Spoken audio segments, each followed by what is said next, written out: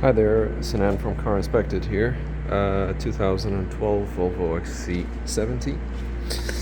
Short video, I just want to show you the installation. This was already pre-wired, the wire was already there. It was on this hanger.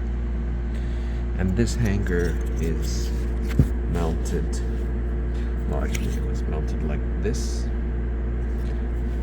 here and there.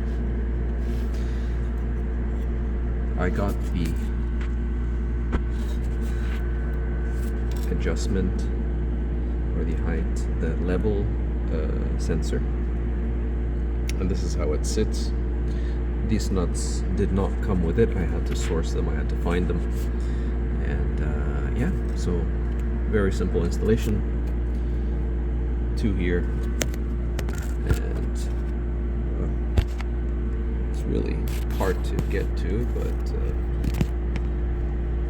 there's one there, and you see the little tip in the center of the screen. That is also part of this. It's basically at the end it turns and it sits in there.